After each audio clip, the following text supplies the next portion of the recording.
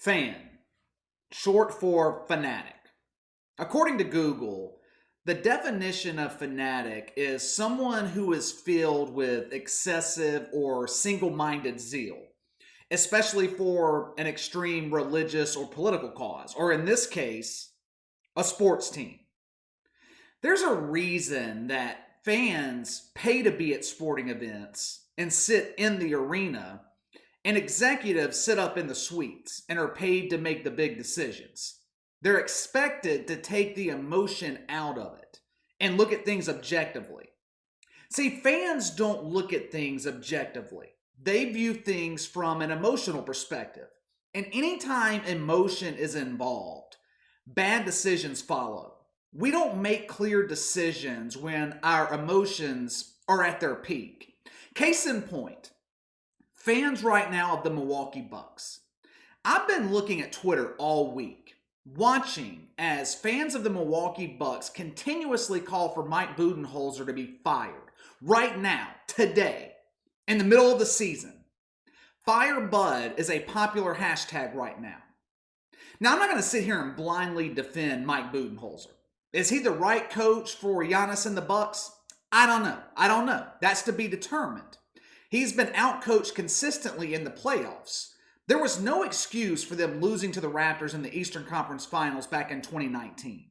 Nick Nurse coached circles around him, swapped Kawhi Leonard over to guard Giannis, made some other tweaks here and there, and Mike Budenholzer did nothing, made no adjustments. All he did was watch his team lose 4 straight games. Last season, the Bucks were on fire until the COVID postponed the NBA regular season. They were on pace to win 70-plus games. They showed up in Orlando, and it just seemed like basketball was the last thing on the mind of the players. George Hill was calling for the season to be canceled. Giannis led his team in a boycott, not of a regular season game, which would be bad enough. They boycotted a playoff game. I don't blame Mike Budenholzer for the Bucks sleepwalking through the playoffs last year. I put that on the players. Now, some might say, it's his responsibility to keep his team focused and motivated. Yeah, that's partially true, but we're talking about grown men here, professional athletes being paid millions of dollars to play in the NBA. These aren't college kids. There was nothing that Mike Budenholzer could have done last year to get that team focused. They were more worried about being activists than winning a championship. Firing Mike Budenholzer at this point would be disastrous. It just would. The Bucks might as well ball their season up and throw it away. That's what they would essentially be doing if they fired the head coach in the middle of the season. You would be wasting a year of Giannis's prime. I know he signed a big extension this past offseason, and fans in Milwaukee think that guarantees that he's locked in long term. But like I told you guys before, NBA contracts for superstar players are meaningless.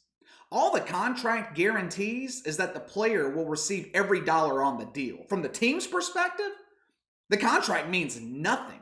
If Giannis told the media tomorrow that he wanted out of Milwaukee, he would be out of Milwaukee.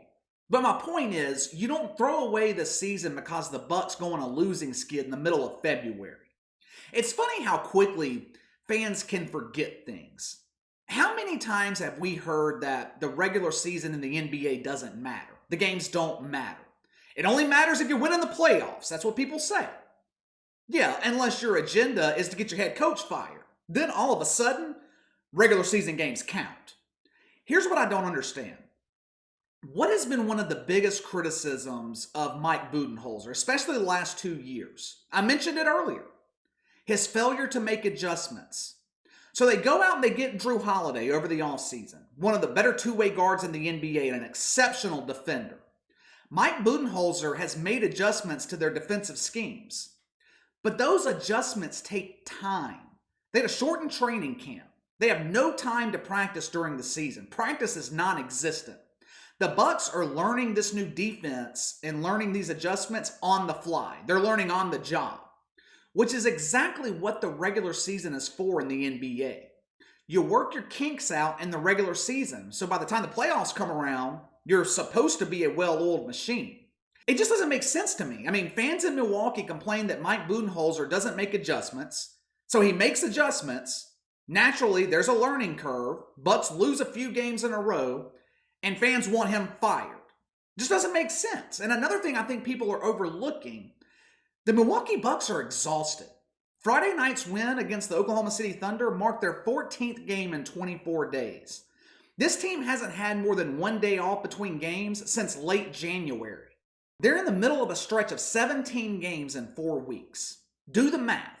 That's 4 games a week. That is a brutal schedule. There's going to be bumps in the road. There's going to be a losing streak at some point in the regular season. I'm not beating up fans of the Milwaukee Bucks either, because fans in New Orleans are being just as ridiculous right now, wanting Stan Van Gundy to be fired. Now, speaking of the Pelicans, you know who's been out for the Bucks through this 5-game losing streak? Drew Holiday. Well, he's a role player. That shouldn't matter. It does matter. He's one of the anchors of the Bucks defense. It's no coincidence.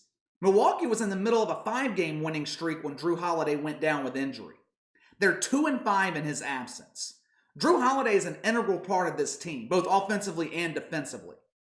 Now, with all that being said about Mike Budenholzer, he is clearly coaching for his job this season. Milwaukee could have went 72-0 in the regular season, would not matter. If he can't get this team over the hump in the playoffs, he's going to be gone. You have a once-in-a-generation talent in Giannis. The Bucks haven't had a player of this caliber in Milwaukee in 30 or 40 years. Getting bounced in the second round of the playoffs, getting bounced in the Eastern Conference Finals, it's not going to cut it this year. I believe it's NBA Finals or bust for Mike Budenholzer this season. And it's not going to be easy for them to get out of the Eastern Conference. The Sixers are loaded. Celtics are a strong team. Oh yeah, you got a guy named Kevin Durant in Brooklyn who's paired with James Harden. Kyrie Irving too. But who the hell knows if he's going to want to play basketball once the playoffs start. Bottom line is, players and coaches in the NBA are judged on their performance in the playoffs. And both Mike Budenholzer and Giannis have nothing to show in the postseason. Now, if the Bucks want to fire Mike Budenholzer after the season's over, fine. But you don't fire your head coach when you're sitting as the 3 seed in the Eastern Conference. And it's not going to happen. They're not going to fire him. So those fans in Milwaukee who want him gone, you're just going to have to wait a few more months. And you damn well better be sure you have someone to replace him. This is a veteran team in Milwaukee. You don't replace a 2-time coach of the year with a rookie head coach learning on the job. You replace them with a coach that has pedigree.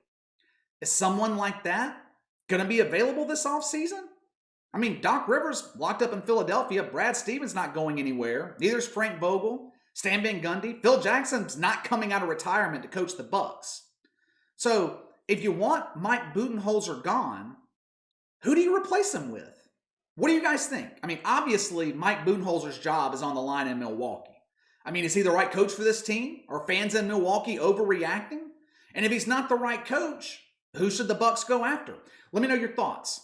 Make sure to like and subscribe. Click the notification bell to receive all notifications from the channel. Best way to contact me is by email at btlkc84@gmail.com, KC_BTL84 on Twitter. I'll see you guys next time.